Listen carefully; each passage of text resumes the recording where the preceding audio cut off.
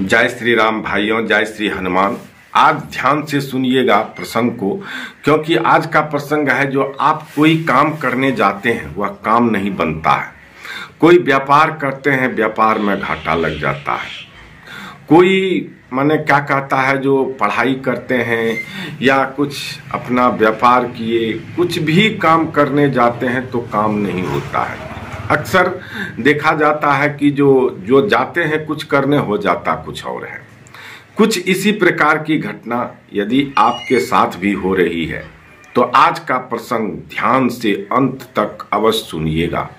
ऐसा क्यों होता है और किस वजह से होता है, तो इसका निचोड़ आज बताएंगे। और क्या करने से ये सब एक ग्रह रूपी या ये कहिए जो अपना जो पिछला कर्म है वो पीछा कर रहा है, तो उसको काटना कैसे है। बड़ी सरल से कट जाता है, बड़ी सरलता से कट जाता है। उसको काटने वाला चाहिए। तो चलिए आज इसी पर चर्चा करते हैं। और चर्चा करने से पहले मैं ब्रजेश पाठक आप सभी लोगों का अपने YouTube चैनल पर हार्दिक स्वागत करता हूं और एक निवेदन करता हूं कि पहली बार चैनल पर विजिट किए हैं तो कृपया करके चैनल को सब्सक्राइब कर लें और बेल आइकन को प्रेस करके ऑल पर सेट कर लें, ताकि इसी प्रकार की ज्ञानवर्धक प्रसंग नोटिफिकेशन के द्वारा आप तक तुरंत पहुंच सके। भाइयों, आजकल आमतौर पर जाइए, कोई दुकान कर रहे हैं, व्यापारी हैं या व्यापार किए हैं, तो कहते हैं जो धंधा चल नहीं रहा है, धंधा मंदा हो गया है, कस्टमर नहीं आ रहा है। व्यापारी का ये सब प्रॉब्लम रहता है। और कुछ आदमी ऐसे हैं जो देखिए ने लगाए तो पैसा तो लगाए मगर घाटा लग गया, बिजनेस चला नहीं, ये साल मेरा मार खा गया। कोई विद्यार्थी हैं तो कहते हैं कि जो भाई पढ़ाई तो कर रहे हैं, एग्जाम तो दे रहे हैं, पर रिजल्ट अच्छी नहीं आ रही है। कुछ इसी प्रकार की बहुत तरह की समस्या लोगों के पास आते रहते हैं, आए दिन सुनने के लिए भी मिलते हैं और लोग सुनाते भी हैं। तो इस सब का मेन वजह क्या हो सकता है, इसकी हल क्या हो सकती है, इसकी निचोड़ क्या हो सकती है, ऐसा क्यों होता है। चलिए, मेहनत कर रहे हैं, फसल लगाए, फसल अच्छी उपजाऊ नहीं हुआ, पैदावार अच्छी नहीं हुई। ये सब का मूल कारण यह है जो सिर्फ व सिर्फ आप अपने मेहनत और अपने भाग्य को टटोल रहे हैं।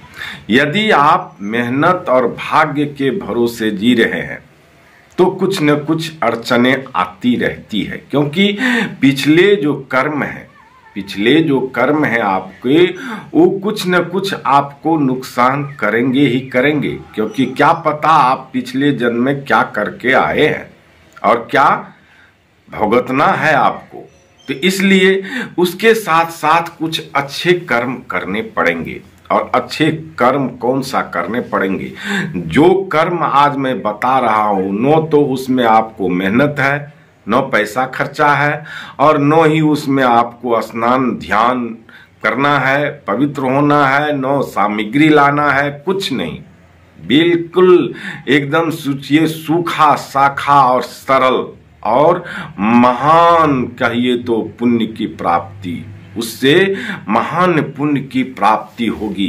लेकिन आप करेंगे नहीं, बता तो देंगे आज हम इस वीडियो में, लेकिन सरल काम तो है लेकिन करना बड़ी कठिन है।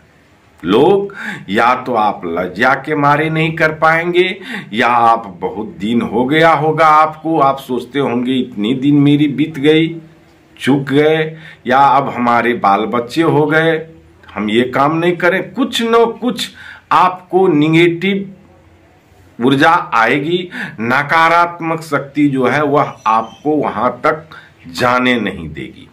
ये होता है और आप उससे को करने से हिचकेंगे, बिल्कुल हिचकेंगे। नहीं तो बता रहा हूं, करके देख लीजिएगा। संभव असंभव है और काम कोई बड़ा नहीं है, लेकिन करना असंभव है, कर पाना मुश्किल है। कर लीजिएगा तो ये समझिए भवसागर तर लीजिएगा। भाई साहब, ध्यान से सुनिएगा और प्रसंग को अंत तक सुनिएगा। बता रहा हूं आपको और सरल भाषा में। तो वह काम क्या है जो करने से आपका सब काम बनेगा?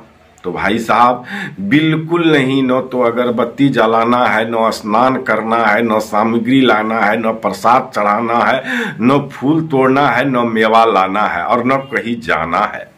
बस अपने घर में ही ये काम करना है और बड़ी सरल है। कुछ भी नहीं कीजिए, कहीं मत जाइए, न पूजा कीजिए, न पाठ कीजिए, न फूल तोड़िए, न अगरबत्ती जलाइए, न जल भरिए, न स्नान कीजिए।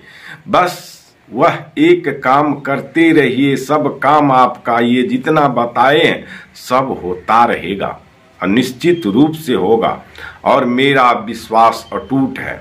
भाई साहब वह काम है और वह क्रिया है जो हर धर्मों में और हर वर्ग में, हर देश में, हर क्या कहता है, जो मोहल्ले में, कस्बे में, सबके घर में, सबको, और जो भी है पशु पक्षी से लेकर के मानव जाति तक सबका एक ही है, माता पिता सबको रहता है।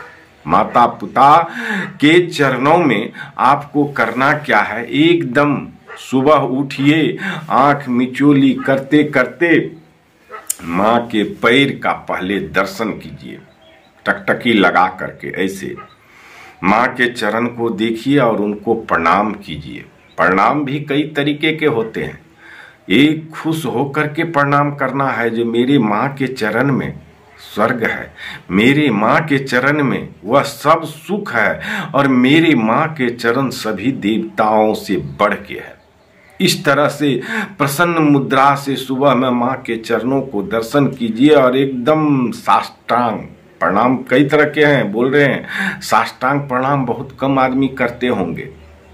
यदि आप साष्टांग नहीं कर रहे हैं तो केवल प्रणाम करने की आदत डालिए, दोनों हाथ उनके चरण पे रख करके प्रणाम कीजिए। अपने आप आपको आ जाएगा, जो आपके अपने आप एक दिन सुबुद्धि आ जाएगी जी यह प्रणाम नहीं, साष्टांग प्रणाम करना चाहिए। और ये प्रणाम यदि आप माता पिता को सुबह कर लेते हैं, एकदम ध्यान से करना मुश्किल है, सुनना माने शब्द बड़ी आसान है, कुछ भी इसमें नहीं लगता है, सब काम आप कर लीजिएगा। लेकिन ये काम करना थोड़ा सुनने में आसान है, करना बड़ी मुश्किल है। नहीं कर पाइएगा, नहीं तो करके देखिएगा, आजमा लीजिएगा और जब कर लीजिएगा तो समझिए आप तर जाइएगा। तो माता पिता को चरण में प्रणाम, माता को पिता को प्रणाम करके सुबह, उसके बाद आप कोई काम करिए। सुबह उठिए, माता पिता ये नहीं जो 8 बजे तक सोए हुए 9 बजे तक तब उठेंगे तब माता पिता को प्रणाम करेंगे, नहीं। सुबह सवेरे एकदम जैसे छटपटाता है, माँ को प्रणाम करना है, माँ को पिताजी को प्रणाम करना, उठ के माता पिता को प्रणाम कीजिए।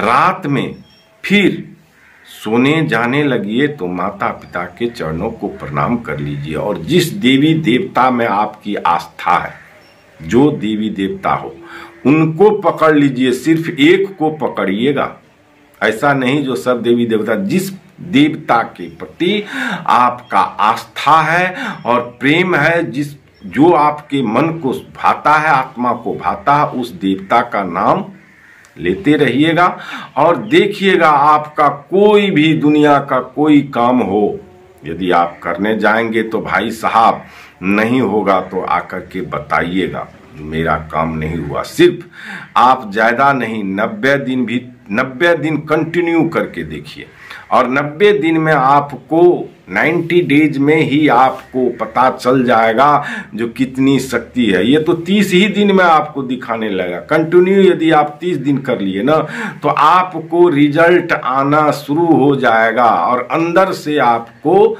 वो क्या कहता है, ताकत, सुबुद्धि और स्फूर्ति, मन शांति, यानी एक ऊर्जावान शरीर और ऊर्जावान आप खुद हो जाइएगा और खुद आप अनुभव करने लगिएगा। आपके अंदर की बगिया चहचहाने लगेगी, खिलने लगेगी, आपको समझ में आ जाएगा। तब कहिएगा जो हाँ ब्रजेश पाठक के चैनल पे उनका कहना सुने थे और किए। लेकिन भाई साहब इतना सरल नहीं है करना।